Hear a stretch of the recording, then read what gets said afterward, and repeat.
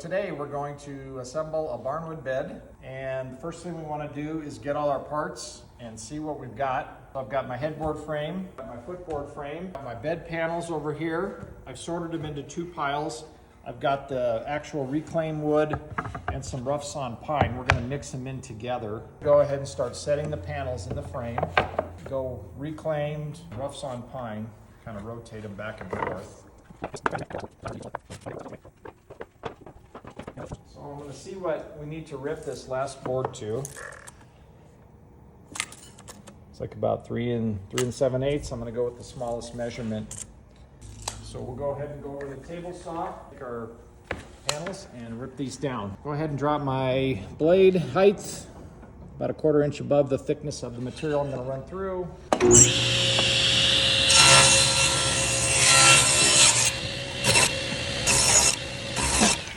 On one of those boards I did actually see a minor defect, so I took a good look at the board and intentionally cut that defect out of there. Make sure our panels fit. I'm going to put the cut side facing away from the rest of the panels, because what we do is, if you look at these panels, we bevel them, put a bevel on them. Now I don't have a bevel on it, so I want all my bevels to show.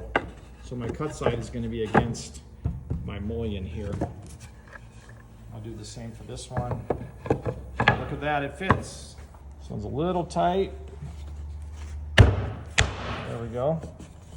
Just a little persuasion. The next step is to go ahead and screw the panels to the headboard and footboard frames. We're going to use a 1 5/8 square drive screw. As you look at the panels, you can see we've already pocket screwed the ends. As much as we can, we want these panels to be tight to each other. So I'm going to kind of push the panels towards the center mullion.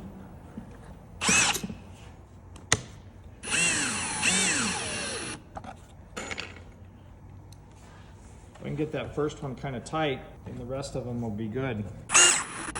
You don't want to overdo it. We don't want to blow out our panels at the ends if possible.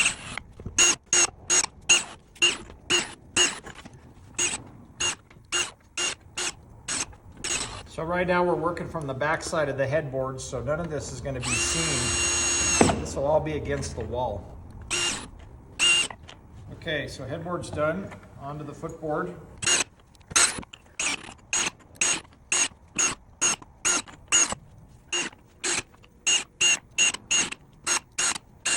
Okay, all our panels are in. Our footboard frame, now with the panels in it, on the finished side, which is the outside of the footboard, and take a look at it. Now we're going to decide which side we want for the top rail, which for the bottom. In many cases, it doesn't really matter too much. I think the way we've got it is just fine, where this will be the top rail, this will be the bottom. Do the same for the headboard. I don't love this here. This is a little cutout piece, it's natural, but some of that would be hidden by pillows when the bed is made. So I think I'd prefer this rail to be the top rail and this one to be the bottom. We'll go ahead and lay these down face up. Now our next step is we're going to attach the bed post to the bed frame. We decided this is the top rail, and I got to look and see where my mortise is. My mortise is what accepts the side rail. So the side rails need to be facing up because we're working from the inside of the bed on the headboard side. Here's our opposite post over here. Go ahead and face him face up. These little slots are for dominoes. They're going to act sort of as a tenon. It's going to be our construction method. So we're going to put glue in these domino holes, and we're going to place the dominoes in the holes, and then we're going to put glue around the ends of them, and we're going to fit them in to the domino holes in the rails. And then after that, we're going to go ahead and pilot, use a 3/8 by 6 inch lag screw as our fastener to permanently secure the bedpost to the frame. I'm going to go ahead and do the same thing for the footboard. So the footboard, remember this is the outside of the footboard. So on the footboard, this mortise needs to be faced down. So this post actually should go on the opposite side. It would go like this when it's all together. And just to double check, yes, this is correct. So that one's going to be positioned like so. Let's go ahead and work on the headboard first. Glue in the holes. I count to 2. It's easy to put too much in. I have a habit of putting too much glue in. Spread the glue around. Make sure we get the walls of the hole. We're relying on these dominoes to hold our bedpost to our frame. I'm going to go ahead and do the same for the other side. So we like to stain all parts before assembly. As you can see, the bed posts have been stained, the bed panels have been stained. For this particular bed, the bed frame is gray, is what we call our natural barnwood. It's reverse of what we typically do. Typically we do a gray panel and a brown stained frame. This look has been becoming popular, so I wanted to offer this as an option. It's really all the same principle, construction method. Nothing changes but the way we sand the bed frame and the bed panels. So now I've got the dominoes, and we're going to set them in the holes. The domino holes are a little larger than the dominoes themselves. That is good in the one sense that it allows us to move the domino around a little bit just to make sure we get a real good fit, that it's properly aligned with the holes in the rails. So I'm going to go ahead and just spread glue over the tops of the dominoes.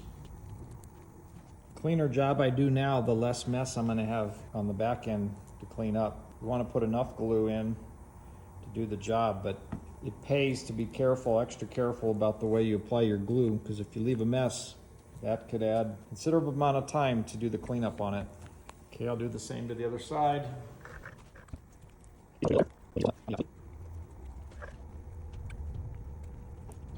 Next step is to attach the posts. I have a little 2x4, make it easier to attach the frame to the posts. This will get me off the ground a few inches and get us pretty close to be in alignment. And I'm going to use a mallet, a rubber mallet, to tap it in if we need to.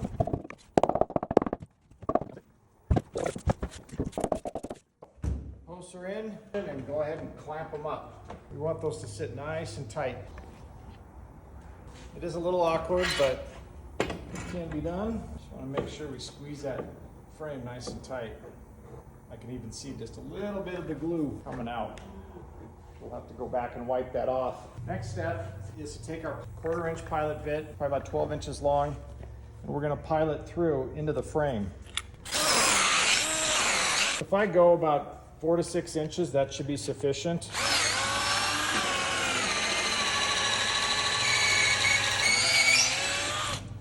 Got the other side. Because we're working with pine, pine has a tendency to want to split, even though it's a soft wood. Especially if you have a knot in your way, it's going to definitely want to split on you. So this reduces the likelihood that we have an issue with splitting. The next step is we're going to take our 3/8 by 6 inch lag screws and go ahead and bolt these in. These are going to be permanently in the bed. What's required is a 9/16 deep socket. I've got our Milwaukee hole hog. It's a 1/2 inch drill. It'll easily do the job for us. I got it set on the slow speed. Yeah, it just kind of squeezes the wood. You want to be careful not to hold your finger on the trigger too long. It will have a tendency to either start spinning or it could snap.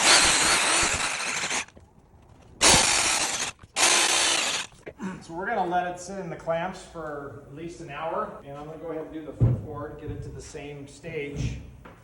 So here we are, we're going to do dominoes again. Spread our glue in the domino holes first.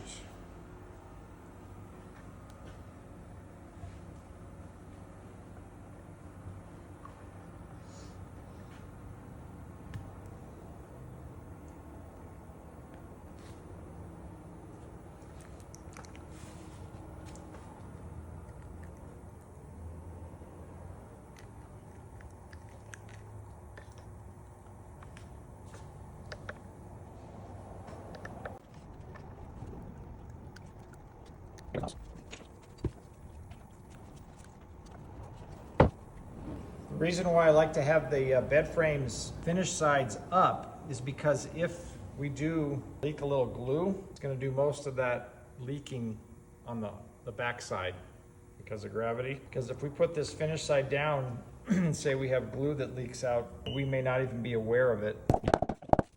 Now we're going to go ahead and use our pipe clamps and clamp them. We're going to pilot into the frame. Now, last step, we're going to leg screw them in. There are 6-inch leg screws. Every leg screw gets a washer. Otherwise, if we don't use a washer and we had to pull the leg screw out for some reason, it'd be really hard to get a grip on that leg screw.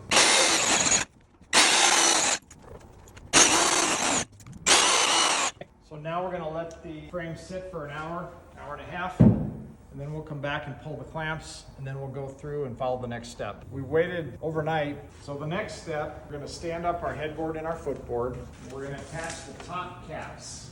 And these here are the top caps. Take a good look at them. We got a rough edge and a smooth edge. So I want the rough edge to be facing out. I want that's what the customer sees. So we'll put this top cap on this headboard, center it over the top rail. It's a nice tight fit.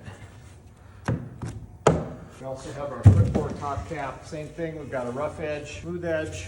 I want the rough edge to face the finished side, which is the side where the gray rails are. So our top cap is in place, and we're going to countersink and pilot some holes to start. Through the top cap into the rails. So I'm going to come in about 3 inches from the end. I'm not going to measure it out, and I'm going to eyeball the center.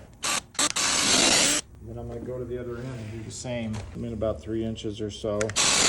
So I'm going to drill a hole in the center. I use my center mullion as my guide for what the approximate center of the footboard is. And then I'm going to split the difference. Do the same over here. And then I'm going to do the same thing for the headboard. So now what we're going to do is just screw that top cap down to the rails with a 1 5/8 square drive screw.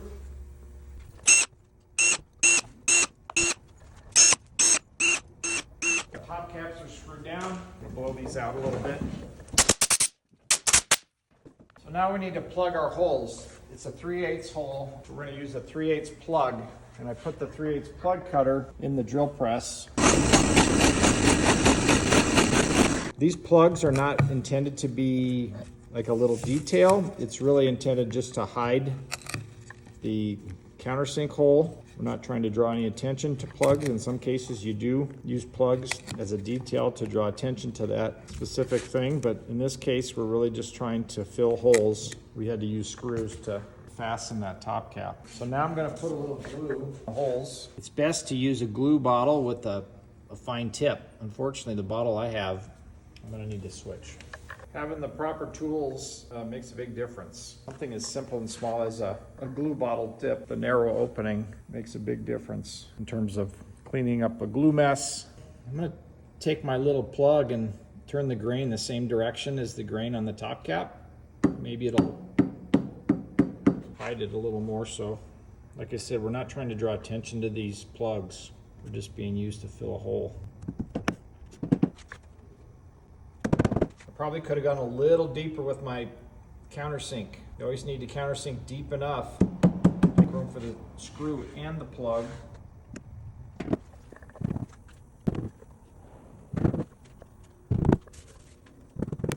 I'm going to give the plugs just a minute to dry, and we're going to go ahead and plug the holes, the 1 1/8 plugs where we lag screwed into our rails. You could use a glue brush to do this instead of your finger. Finger is fine, except you just got to be careful where you touch what you touch. If you move quickly, you can go ahead and glue up all your holes before you put any plugs in. Ideally, you want to use plugs that have already been stained, so we don't have to go back and restain these after, because all the other parts in this bed have already been stained. So use a rubber mallet and just tap them in about as far as they go. Ideally, you want them to stick out about a 1/2 inch to 3/4 of an inch. And you want your plugs to go in nice and straight. And now I'm going to go back with the little handsaw, and I'm going to trim my 3/8 plugs.